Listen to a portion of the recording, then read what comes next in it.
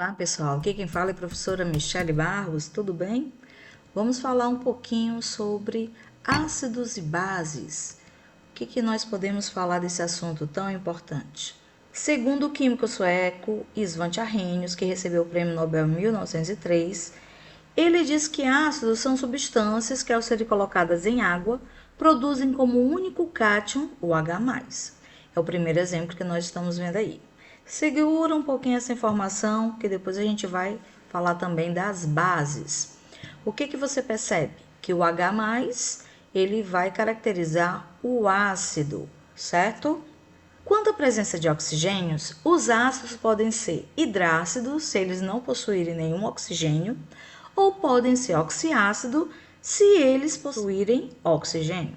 Quanto ao número de elementos químicos, podem ser binários, terciários ou quaternários. Quanto ao grau de ionização, se eles tiverem essa ionização menor do que 5%, serão fracos, como o ácido carbônico. Moderados, se tiver de 5 a 50%, como o ácido fosfórico. E serão fortes, se tiverem uma ionização maior do que 50%, como o ácido clorídrico. Vamos ver alguns exemplos. Adicionam-se 500 moléculas de ácido clorídrico à água. Sabendo que 450 moléculas estarão ionizadas, podemos afirmar que o grau de ionização dessa espécie química é... Como é que você vai pegar esta fórmula? Alfa é igual ao número de moléculas ionizadas sobre o número total de moléculas. Ou seja, 450 dividido por 500, você vai achar 0,9. E se quiser a porcentagem, você multiplica por 100, que vai achar agora 90%. Realmente é um ácido forte. Outro exemplo. Adicionando-se 500 moléculas de um certo eletrólito à água, teremos, para um grau de ionização igual a 0,8, quantas moléculas ionizadas? Então, aqui eu tenho a fórmula, alfa igual a ionizadas pelo número de moléculas. Quem é esse alfa? É 0,8. As ionizadas, é o que eu quero saber, é o X. E o número de moléculas, 500. O X vai ser, então, 0,8 vezes 500, ou seja, 400 moléculas se ionizaram. Os hidrácidos podem ser fortes, moderados ou fracos. Quem são os fortes? São apenas 3. Ácido clorídrico, bromídrico e iodídrico. O moderado é o ácido fluorídrico e os demais serão fracos. Como é que eu vou dizer o nome dos hidrácidos? Eu vou dizer ácido, elemento sem a última vogal, mais hídrico. Os 3 primeiros, eles são hidrácidos, porque eles não possuem oxigênio. Como é que eu vou dizer o nome? HCl, ácido clorídrico. HF, ácido fluorídrico. E HI, ácido iodídrico. Ou seja, esses 3 primeiros são hidrácidos e vão terminar com hídrico. E os outros, que são agora oxiácidos? Os oxiácidos têm 2 formas gerais, né? A maioria deles. Quando ele tiver muito oxigênio, ele vai terminar em ico. Lembra de rico?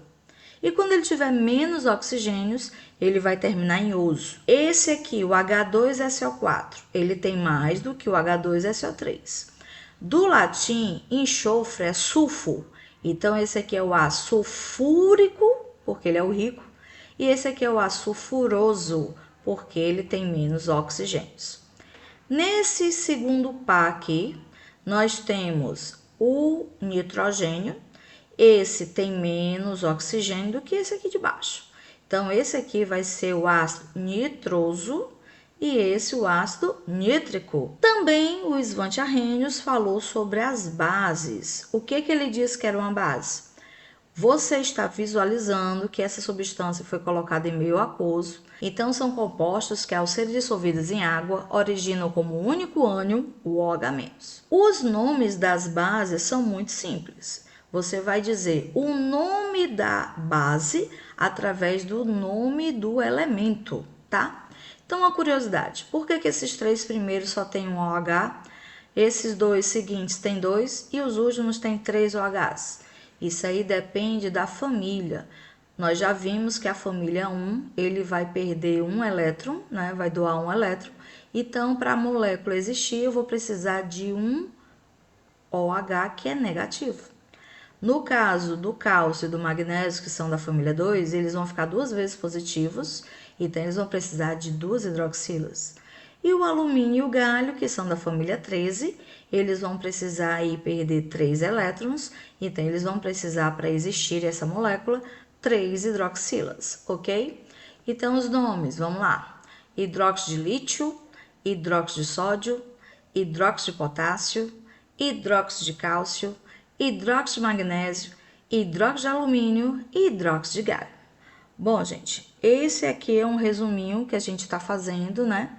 E aí nós vamos continuar na próxima aula com os produtos dos ácidos e das bases, ou seja, os sais. Até a próxima!